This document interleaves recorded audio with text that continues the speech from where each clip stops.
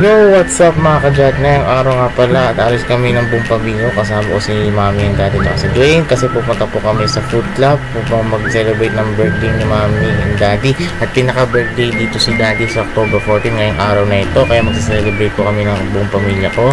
Sa wakas nakarating na kami dito sa festival mall at papasok na namin dito sa mall. Tamang lakad muna kami dito hanggang papasok namin yung pedestrian lane dito mga kadyat. Siyempre lakad-lakad na tayo pagpasok na natin dito sa mall. Tamang escalator muna tayo dito at pagtingin ko pa dito, pangatlong araw na kami dito kumain sa food club. Habang nilalakad ko, nakita ko dito na nagtitinda dito ng kape dito sa may tapat ng festival mall. Siyempre pagpasok ko pala, diniretso ko muna yan habang tinitignan ko pala kung yung mga kailangan namin bibili dito. Pero ito muna tayo next time dito mga kadyat. Kaya tamang lakad muna tayo pupunta dito at tamang nakita ko na yung landmark at dito nga pala yung food club.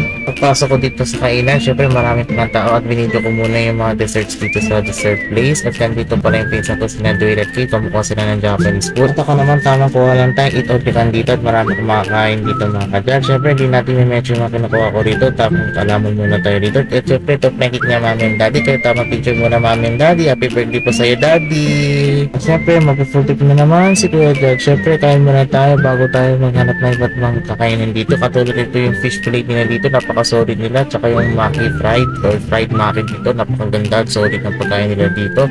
At nakatingin nito first time pa, kanina tulad ng dati na punta kami sa food club, napaka-solid din pagkain. Ngayon marami na may iba't ibang pagkain dito sa food club, even lunch and dinner.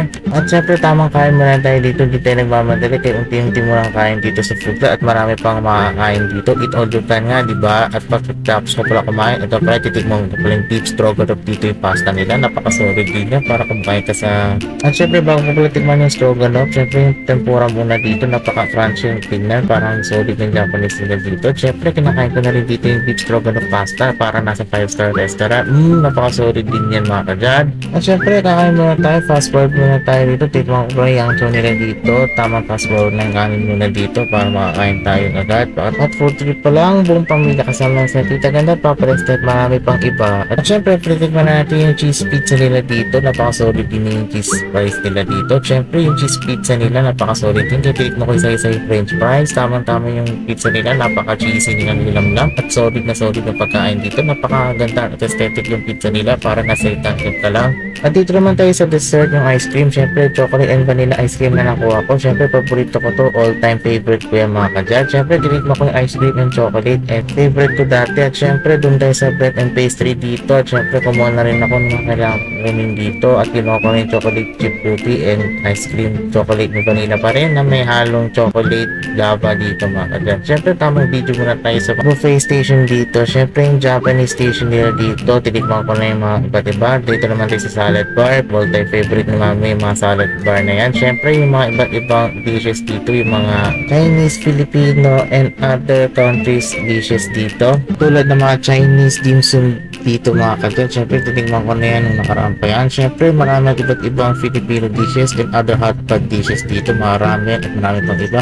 At syempre magsisimula na yung kantahan ni mami and daddy, birthday celebration nila at October 14 si daddy, kaya magsisimula na yung kantahan at si mami din belated birthday ng October 5, kaya sabay-sabay tayo kakanta ng happy birthday kila mami and daddy, sabay-sabay po tayo.